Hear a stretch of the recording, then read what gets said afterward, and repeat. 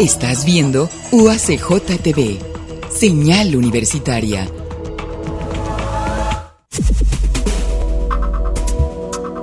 UACJ TV presenta.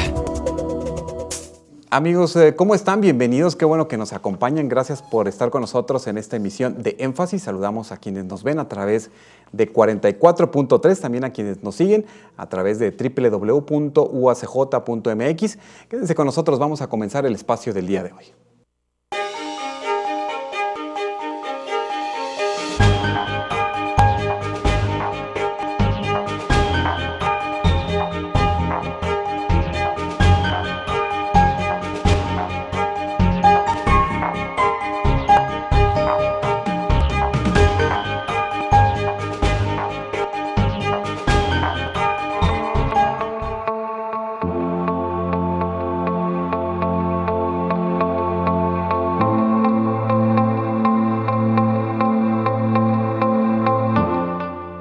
La maestría en estudios interdisciplinarios de género en el marco del primer Seminario de Estudios de la Mujer, Región y Frontera del Cuerpo Académico 76, realizaron precisamente el Seminario de Geografía Crítica impartido por la doctora Melissa Wright.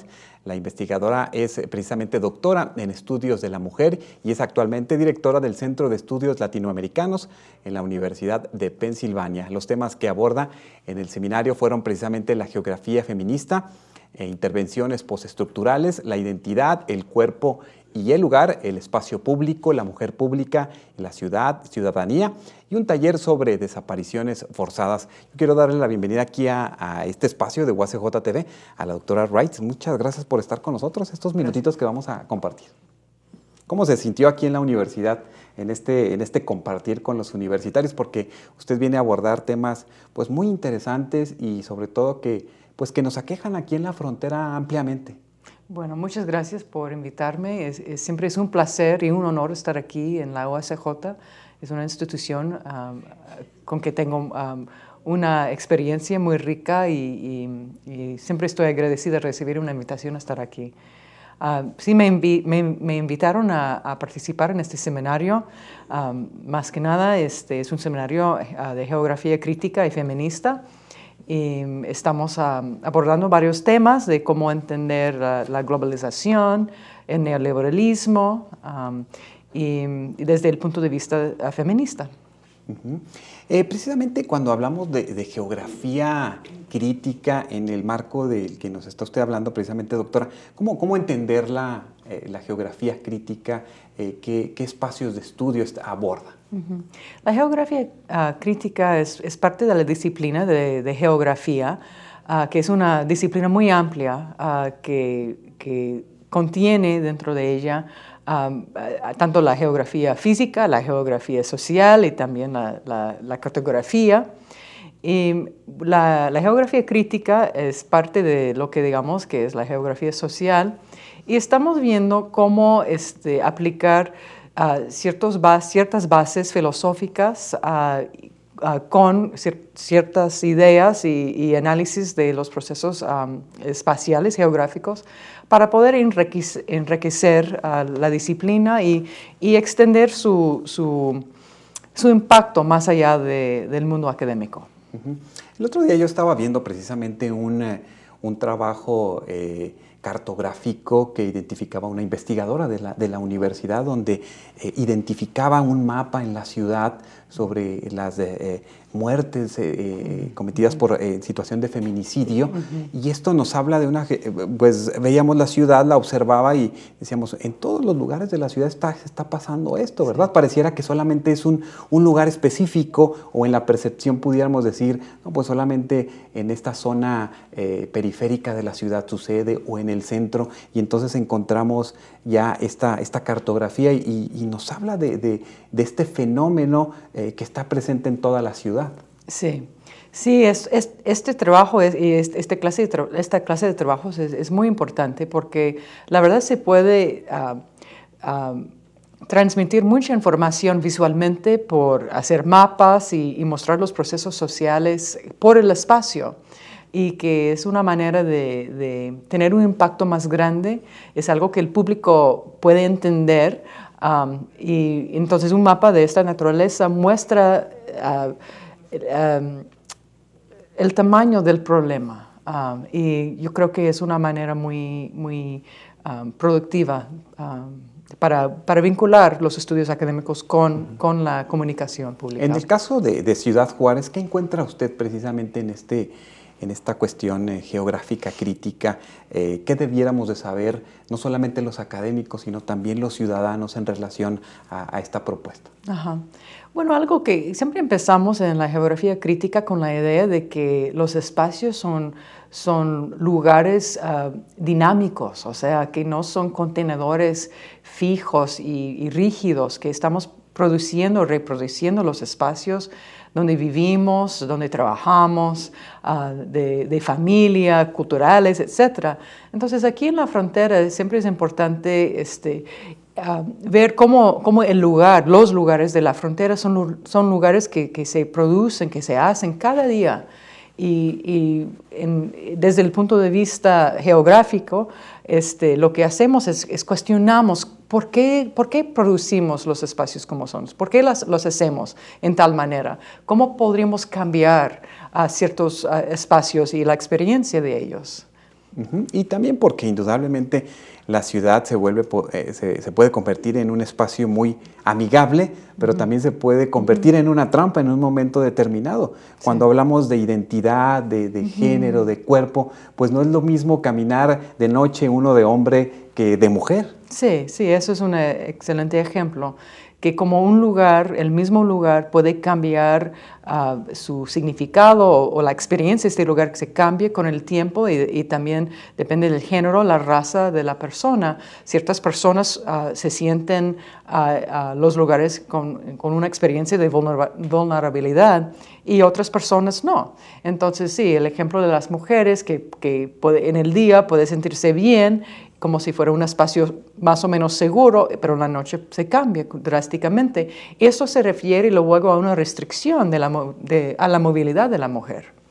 Y encontramos en muchas ciudades, o al menos por ejemplo en esta, pues cómo las estructuras de nuestra ciudad han trazado pues en una misma ciudad espacios completamente diferentes unos de otros. Encontramos espacios, bueno, sí, como el centro, donde sabemos que hay una cotidianidad, hay este caminar, esta necesidad de estar en este espacio, pero después vamos hacia las periferias y entonces todo esto se transforma. Sí, la Ciudad Juárez es un lugar muy interesante, tiene mucha riqueza, la verdad, socialmente, físicamente, y en geografía también vemos esta dinámica del mundo físico. Es una ciudad desértica y esto también tiene algo que ver porque también están en el Valle del Río, la frontera, las dinámicas de la frontera, pero también dentro de Juárez. O sea, es una ciudad que se ha cambiado muchísimo y eso es parte de su riqueza, pero también es parte de su complejidad, los problemas que tienen, pero también es parte de su riqueza. Y como una investigadora es algo que siempre me atrae. Claro, indudablemente pues Ciudad Juárez se convierte como en este espacio, inclusive algunos lo comentan como un laboratorio de entender esta cuestión tan geográfica, pero en muchos ámbitos, ¿no? Y encontramos entonces la posibilidad de entender un poco más las realidades en el caso del cuerpo que comentábamos, pues no es lo mismo ser hombre que ser mujer en ciudades como las nuestras. ¿Qué elementos encuentran ustedes como investigadores que tendrían que romper estos esquemas en los cuales estamos observando pues de resistencia para entrar en una mejor convivencia hombres y mujeres? Sí. Bueno, las ciudades no son entidades naturales, son entidades sociales. Las hacemos. Los problemas que tenemos son problemas que podemos enfrentar y tenemos que enfrentar. Obvio, el problema de la infraestructura afecta a todo el mundo, pero en una ciudad en que la mujer ha tenido un papel tan importante económicamente y socialmente, esta ciudad no ha tenido los servicios que ha requerido las mujeres y sus familias. Y esto, bueno, ha provocado una cierta clase de problemas también.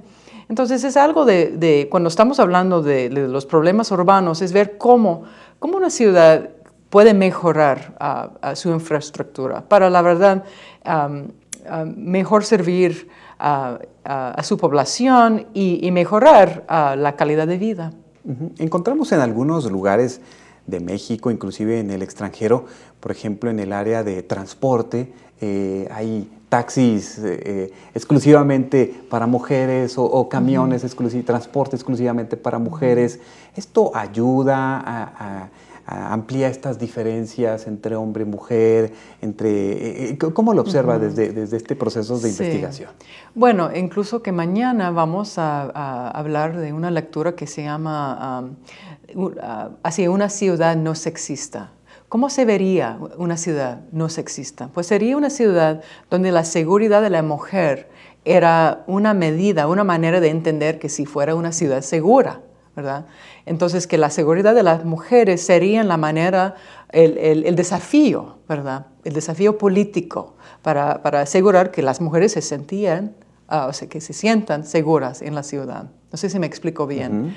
Pero bueno, es una manera de pensar qué es necesario para que las mujeres se sientan seguras. ¿Por qué las mujeres? Bueno, porque las mujeres son las que normalmente también están cuidando a los niños y a las niñas, ¿verdad? Entonces no estamos solamente hablando de mujeres, estamos hablando también de la población joven, ¿verdad? Y también son las mujeres que en su mayoría también cuidan a la gente de tercera edad. Entonces, cuando estamos hablando de la seguridad de las mujeres, estamos hablando de una gran porcentaje de la población. Por eso ahora, por ejemplo, las Naciones Unidas, esta organización, dice que es importante cuando estamos pensando en el desarrollo, cuando estamos pensando en la seguridad, cuando estamos pensando en la salud pública, que pensamos en la mujer, porque cuando pensamos en la salud de la mujer, la seguridad de la mujer, la educación de la mujer, el ingreso de la mujer, la verdad estamos pensando en la gran parte de la humanidad. Porque cuando las mujeres están pobres, sus familias están pobres, los jóvenes están pobres y también la gente de la mayor edad. Cuando las mujeres se sienten inseguras, la mayor parte de la población se siente insegura. Entonces, ellas son una buena medida para entender la condición humana. Y en ese sentido, ¿cómo observa otros países de Latinoamérica, otras ciudades que están precisamente luchando por buscar una equidad en todos los espacios? ¿Y qué compromisos estamos entendiendo de los gobiernos para precisamente lograr esto? Sí. Bueno, sí, la verdad es un compromiso entre los gobiernos y la ciudadanía. O sea, precisamente es lo que es, porque estamos hablando de infraestructura, estamos hablando de las políticas públicas, y obvio que no es solamente un problema de Juárez, ni solamente es un problema de la parte del mundo que está en el sur, también es un problema en los Estados Unidos, es un problema en Europa, pero sí es un problema aquí en Juárez y en México, en otros países, en las Américas. O sea, la verdad, la mujer sufre más de violencia y un cierto sentido de inseguridad en ciertos espacios urbanos y es algo que hay que enfrentar por todo el mundo.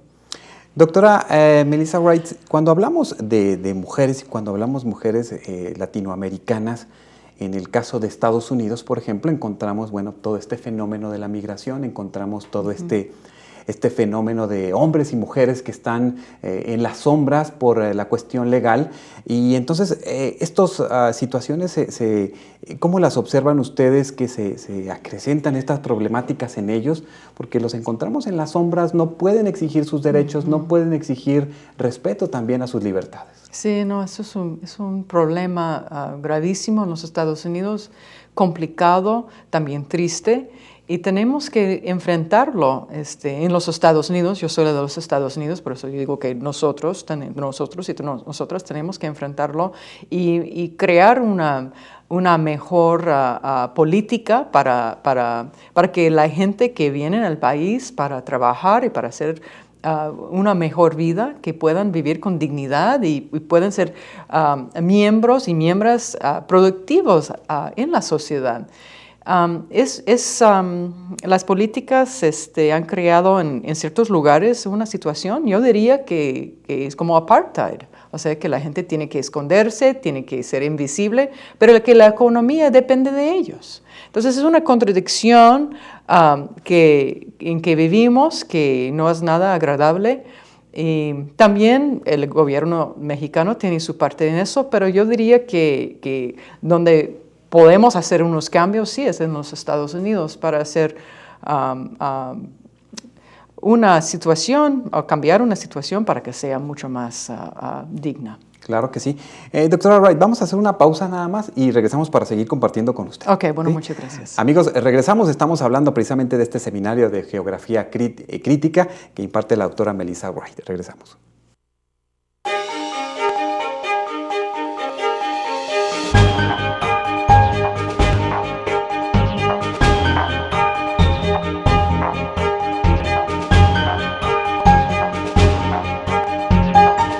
La Red de Radiodifusoras y Televisoras Educativas y Culturales de México es una asociación civil. Cuenta con 57 afiliados. Fue creada para propiciar la articulación y colaboración común ante todos los sistemas de radio y televisión de servicio público del país. 596 frecuencias de radio y televisión la conforman, con amplia penetración regional, estimada en más de 25 millones de televidentes y radioescuchas en 30 entidades federativas. La red realiza cada día una labor fundamental en la promoción de la educación y la cultura, procurando además en sus transmisiones llevar a cabo una tarea informativa objetiva y de servicio social. La red permite el fortalecimiento continuo y consolida a la radio y televisión alternativas en nuestro país.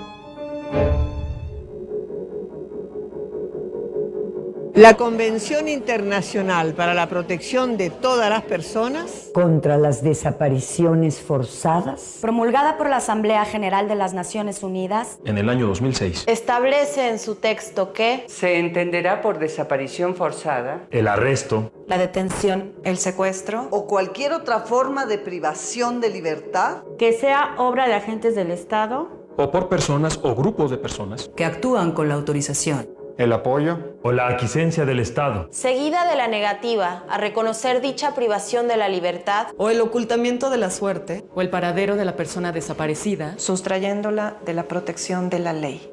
En ningún caso podrán invocarse circunstancias excepcionales, tales como estado de guerra o amenaza de guerra, inestabilidad política interna o cualquier otra emergencia pública, como justificación de la desaparición forzada. Los familiares de personas desaparecidas forzadamente tienen derecho a conformar asociaciones para luchar contra las desapariciones forzadas y tienen derecho a la verdad y a la reparación. La práctica generalizada o sistemática de la desaparición forzada de las personas constituye un crimen de lesa humanidad.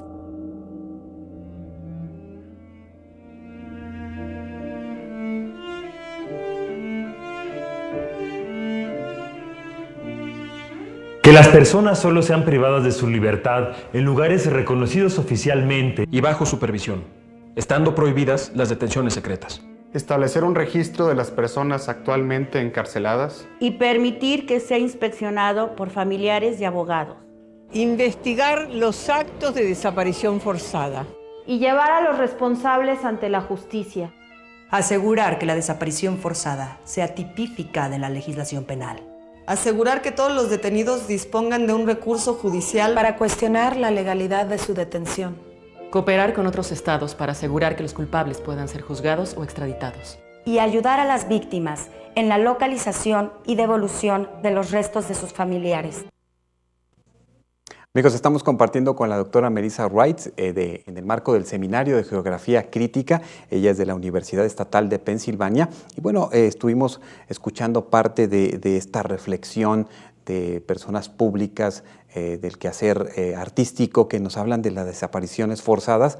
Y la doctora Melissa plantea y pues va adentrándose a unas nuevas líneas de investigación como la desaparición forzada a través de talleres que tendríamos que conocer sobre este tema porque es muy recurrente, muy común en nuestra América Latina. Tenemos México, pues los casos Aguas Blancas, Ayotzinapa, bueno, y una innumerable cantidad de puntos con este tema. ¿Qué es importante saber de ello, doctora? Bueno, sí, es un tema muy importante, muy actual, y aquí en México y también en otras partes hay un sociólogo en España que se llama Gabriel Gatti, que está hablando de la población transnacional, de la gente desaparecida, y es un fenómeno que requiere una atención seria y urgente. Para mí es un lujo poder estar aquí y tener la oportunidad de hablar con mis colegas y con las y los alumnos en la OSJ sobre este tema, porque sí, es un tema nuevo para mí, por un lado, por otro lado, no tan nuevo en el sentido de que yo tengo muchos años trabajando el tema de las movilizaciones sociales, que siempre es mi manera de entrar al tema. Sobre lo del feminicidio y la violencia contra la mujer, mi manera de investigar también este problema fue por entender cómo se organizaban, cómo se movilizaban, alrededor de cuáles temas, cuáles eran los desafíos, los obstáculos y cómo los manejaban, cómo lidiaban con ciertos problemas, cuáles eran los logros, cuáles eran los límites, ¿verdad? Entonces estoy en eso pensando en las movilizaciones alrededor del tema de la gente desaparecida, la desaparición forzada. Y una pregunta, algo que estoy pensando mucho es cómo pensar en la demanda de que se los regresen con vida como una demanda práctica en vez de utópica. Entonces es una pregunta que estoy haciendo en esta investigación, pero estoy como iniciándolo y iniciando el proyecto y me ha ayudado mucho poder conversar con mis colegas aquí.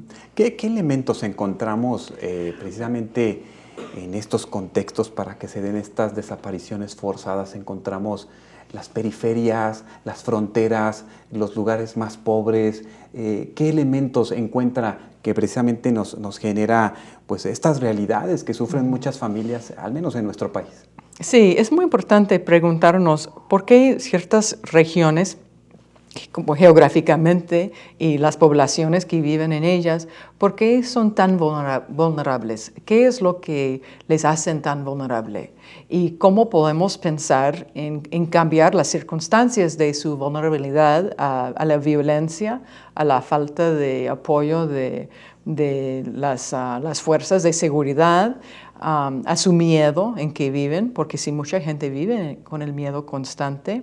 Entonces, esas son preguntas que tenemos que hacernos como miembros y académicos en una sociedad o en un continente o una región del mundo. Claro, y desde esta cuestión de la temática de la geografía crítica, también entonces entender en qué lugares se generan estos fenómenos donde se ven involucrados o donde desafortunadamente a veces se señalan a los que deberían de estar resguardando la seguridad de los ciudadanos. Sí. Sí, sin duda es un problema también geográfico y en la disciplina de geografía estamos viendo cómo se surgen estos problemas y cuáles son las relaciones entre la ciudadanía y el Estado geográficamente, cómo los podemos entender. ¿Cuáles son las zonas de menos seguridad y más inseguridad? O sea, ¿y dónde se sienten más seguros o inseguros seguras e inseguras las personas cuando están transitando en sus vidas cotidianas, en sus ciudades, en el campo rural, donde sea? Claro, y eso es importante reconocerlo, porque cuando vivimos en una ciudad con un estigma en un momento determinado, como lo ha sido Ciudad Juárez, pues encontramos esta discrepancia en ocasiones cuando salimos de nuestra ciudad a otros lugares. Y bueno, nosotros tenemos que seguir viviendo, seguir trabajando, seguir haciendo la vida, y buscamos e identificamos estos lugares de seguridad, ya no necesariamente por lo que nos pueda ofrecer la autoridad, sino por lo que como ciudadanos vamos encontrándonos en apoyo para llegar seguros a nuestros trabajos, a nuestras escuelas, a nuestros centros recreativos. Sí, sí, todo eso es cierto. Y sí, es que es a la vez una cuestión local, pero también es una cuestión global. El tema requiere que lo vemos, que vemos los procesos locales en relación a los procesos globales y regionales, y ver cómo hacer, o sea, como investigadora yo estoy pensando cómo puedo hacer una contribución como una analista, una investigadora, que se pueda entender o para comunicar mejor un análisis que se pueda entender afuera de la academia. Eso lo entendemos en nuestros países, en América Latina, doctora. ¿Qué pasa precisamente en Estados Unidos con estos temas? ¿No hay líneas de investigación que también pudieran plantearse realidades en países que pareciera están pues mucho mejor en los ámbitos jurídicos o de impartición de justicia? Bueno, yo digo que es muy importante, como yo estudio las movilizaciones sociales, la verdad es América Latina donde tienen una historia muy rica, muy sofisticada, la verdad, de las movilizaciones sociales, y hay mucho que aprender en los Estados Unidos igual, de América Latina alrededor de este tema. Yo diría que es un tema subdesarrollado en los Estados Unidos, aunque hay evidencia de desapariciones forzadas, pero también hay ciertos casos paralelos, o sea, el encarcelamiento de la población minoritaria, de la población negra y latina, y también es una forma de la desaparición social. Ahora están haciendo más análisis vinculados con los análisis de América Latina sobre las desapariciones forzadas. Pero es un tema todavía que requiere mucho más estudio. Claro, y sobre todo visibilizar desde la academia, desde investigaciones pues más duras, más concretas, estos fenómenos que en ocasiones pues afectan a muchos y que cuando uno menos piensa pues los tiene uno muy muy de cerca en algún conocido, en algún familiar, y al final de cuentas eso es importante tenerlo a colación y traerlo. Por eso muchas gracias por acompañarnos aquí en esta entrevista y permitirnos compartir este tiempo, doctora. Muchas gracias, es un placer estar aquí. Muchas gracias precisamente a la doctora Melissa Wright de la Universidad Estatal de Pensilvania. Con esto finalizamos el espacio del día de hoy y continúen aquí en UACJ TV.